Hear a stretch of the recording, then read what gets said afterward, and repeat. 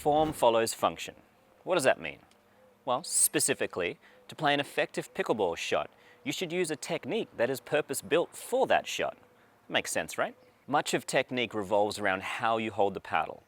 So it stands to reason that unless every shot you play in pickleball has the exact same purpose, then you're going to need to vary your technique, and therefore grip. You wouldn't ask your blacksmith to give you a root canal, right? Firstly, it's important to understand that changing grips mid-point does create a steeper learning curve. But the benefits in the long run are definitely worth it. You are, in effect, allowing your body to differ your strokes as the situation requires. Once mastered, your effectiveness will be greatly improved. However, it may indeed be a one step back to go two steps forward process. The first place you should start experimenting with grip changes is the baseline, for one good reason.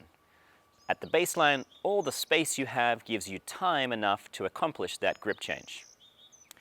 Let's take the serve for example. Are you looking for some more power? Well, as every good homeowner will tell you, after you've paid the mortgage, you're going to pay the insurance.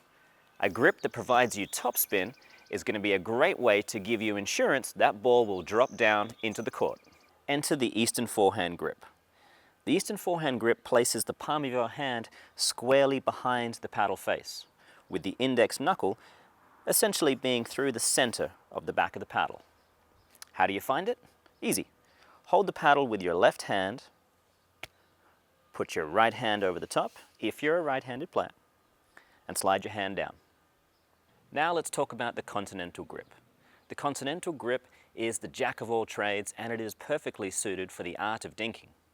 The Continental grip places the V that your thumb and index finger make down the left side of the paddle edge. Let me show you how to find the Continental grip. Grip the paddle like this, and just slide your hand down until you meet the handle.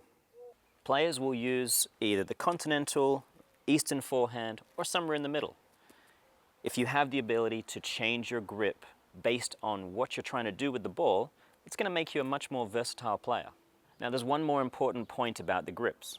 Whether you're using the Continental grip or the Eastern Forehand grip, it's not just about rotation.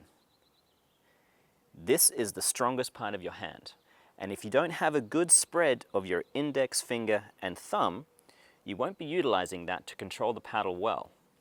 You should see some daylight between your index and your middle finger, where the thumb is now resting on your middle finger. Try to avoid having the right rotation but the wrong finger spread. You want your thumb resting on your middle finger, whether it's the Eastern Forehand grip or the Continental. The good news is, if you're inclined to drive that third ball, no grip change is necessary, unless it comes to your backhand. If you've ever tried to drive a third ball with an Eastern Forehand grip on the backhand side, you'll know it just looks weird. It's like drinking beer through a straw. The caveat to this is if you have a double-handed backhand drive, in which case your non-dominant hand will assist greatly in the support, direction, and power of the shot. Whether you've driven or dropped the third ball, you may find yourself in the all-important transitional area between the baseline and the kitchen. Some people call this no man's land. I don't like to call it that. I think it's the land of opportunity. Given that many of the balls you hit in this area are going to be low contacts, it pays to have a grip that suits that purpose, i.e. the Continental grip. Given that the Continental grip is fantastic in that transition area and the kitchen, this may indeed be the last grip change you need to make. Okay, let's talk about the Eastern Forehand grip up at the kitchen. Now, you can use the Eastern Forehand grip for dinks and volleys, and there are some professional players out there that do that. However, they're the exception, not the norm. Let's look at the advantages of the Eastern Forehand grip at the kitchen line. Firstly, forehand reach.